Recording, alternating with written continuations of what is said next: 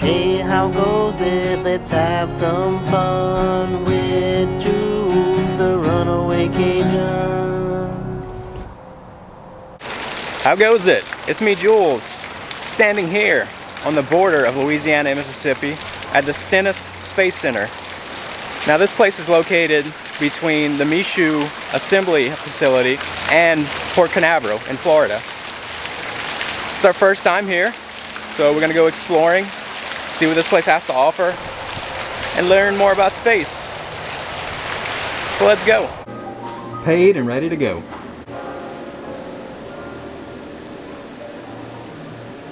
So here are a few local astronauts. James Halsell Jr., who's from West Monroe, Louisiana. Richard H. Truly from Fayette, Mississippi. Fred Hayes Jr. from Biloxi.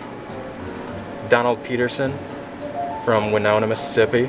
And Stuart Rusa from Gulfport, Mississippi. You can see here astronaut Fred Hayes wore this helmet during his years as a test pilot from 1959 to 1963. Now here's something. A space shuttle built entirely out of Legos. I wonder how many blocks are used to build this shuttle. Very interesting to see carnivorous plant life here at the Space Center. Still very cool. This is the Venus flytrap. Can't say I've seen this one. It's called the Sundew. Now I've seen this one only on TV, but it's the pitcher plant. And of course the most carnivorous of all, the piranha plant. Mamma mia! Here's the first concept of the A-frame service structure. And here's a scaled version of that drawing. And then the erection of the first A-frame structure in 1953. Thanks, appreciate it. The simulator takes you deep into the Gulf of Mexico. Welcome aboard the DSV Odyssey. Please find a seat and prepare to get underway. I am Serena. I am this vessel's captain and your guide today. Welcome to DSV Odyssey, equipped for both deep sea exploration and underwater repair and retrieval. Current location, 500 kilometers southeast, coast of Louisiana. Projected mission diving depth, 1,200 meters. The oil production platform is coming into view. Today's mission objective, survey of local species populating this platform. Oil rigs like this one attract and harbor sea life. They become artificial reefs for coral polyps to attach and provide fish hiding places in an otherwise open ocean. Researchers prepare to survey local species. Please count the number and type of all fish you see. Down 50 meters. Look, there's your dolphins.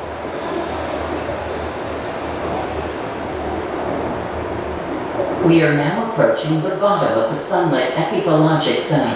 Engineers on the oil platform report a pressure spike in well 66. New mission profile. Topside asks that you pilot your vessel to the well manifold at the bottom of the platform. Check the pressure gauge and reset flow if necessary. We're gonna turn you, there you go, you see it? Can you see the bubbles coming out of the other side? Hour at 25. Okay, so all you have to do is drive forward with that one. So push forward. Power at 25%.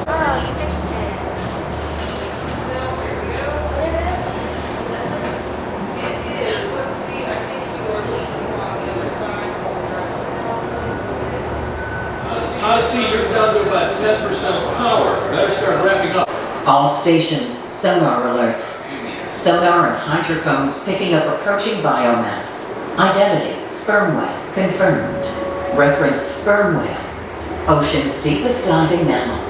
Size, 15 to 18 meters. Weight, 35 to 45 tons. Uh-oh. Re-entering sunlit epipelagic zone. Temperature rising. Approaching Aegean. Go for docking. Contact.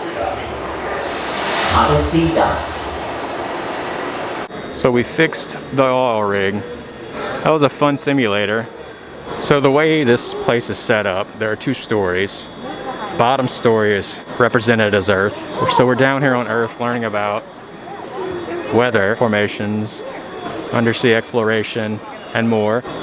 And upstairs represents space. So we'll be going up there next. So here you can see the construction site built here in Mississippi.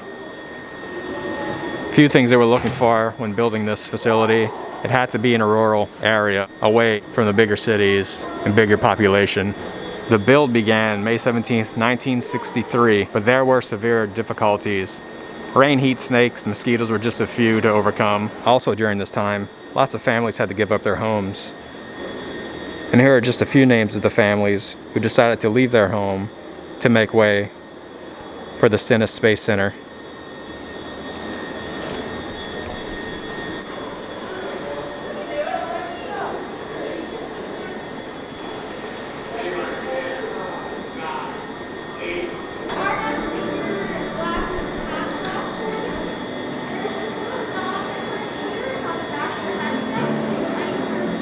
I'm on Mars. So here's a model of the International Space Station. And right behind this display is an actual section of the space station. Let's go take a look inside.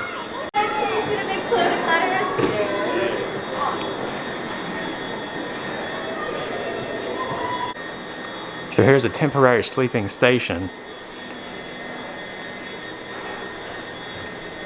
And if you're wondering, how do you sleep in this thing?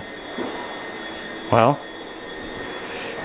you're strapped in, standing up off to the side. And your pillow is secured right up top. Here's a lab freezer. I wonder if that's where the space ice cream is made. So NASA began working in '97 to build a robonaut, like this replica here. And it's a prototype humanoid robot that could perform routine tasks, assist astronauts on missions, and perform jobs considered too dangerous for crew members.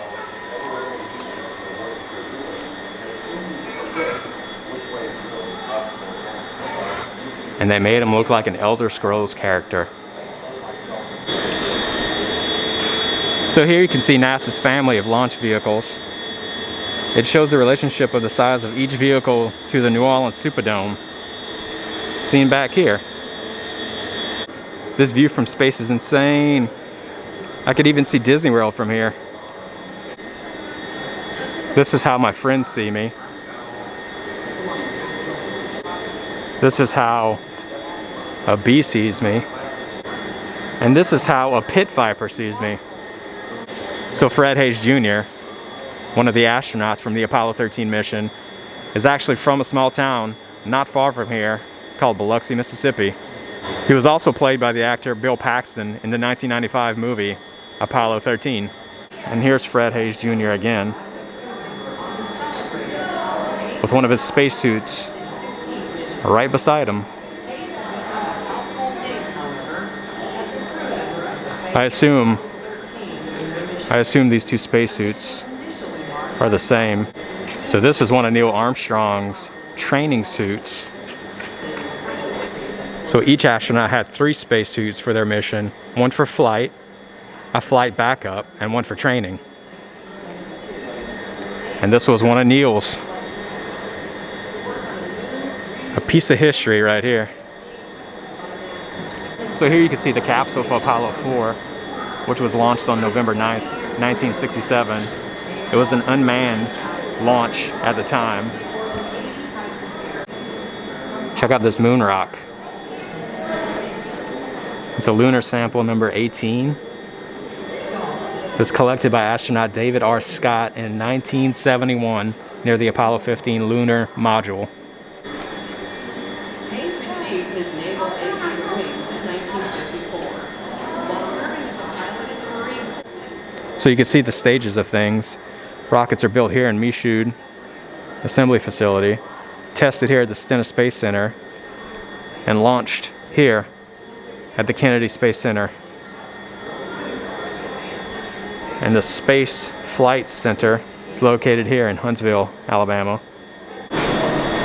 So just behind me, you can see the Apollo 11 VR experience back here for an extra fee of $6 per person.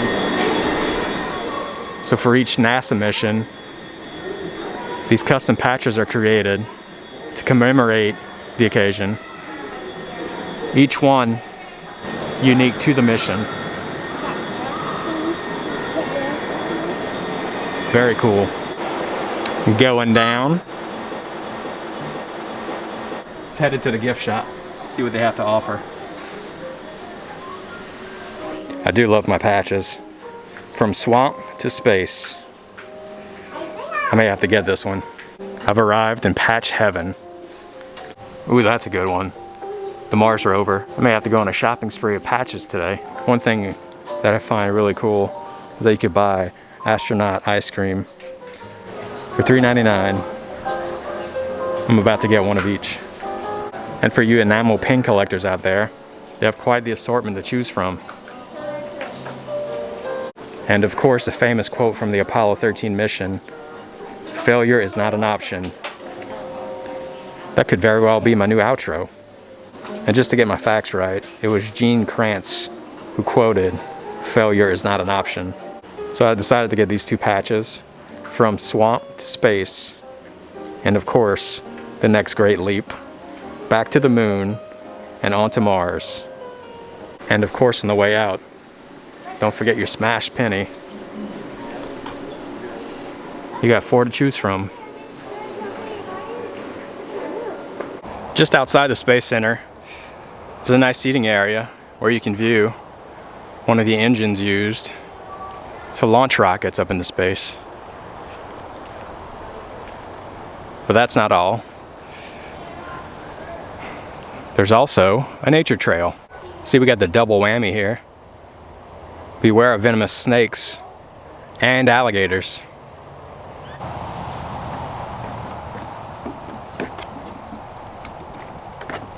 Now here's something new I haven't heard of about crawfish. They're sometimes referred to as sloths of freshwater.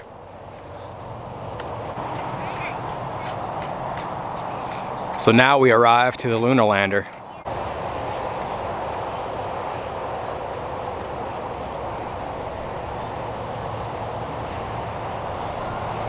Launch in T-minus 9 seconds.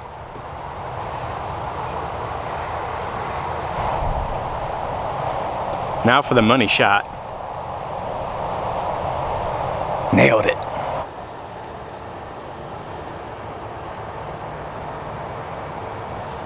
So here is the Saturn V.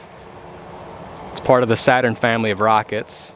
Here on display, there are 3 stages to launch. Stage 1 has to lift the full weight of the rocket off the ground, whereas stage 2, where it has to push through the thickest part of Earth's atmosphere. And finally, stage 3, pushing Apollo into a temporary low Earth orbit. Well, I gotta run. If you enjoyed this video, consider subscribing and leaving me a like. And let me know how it did in the comments below. And remember, failure is not an option.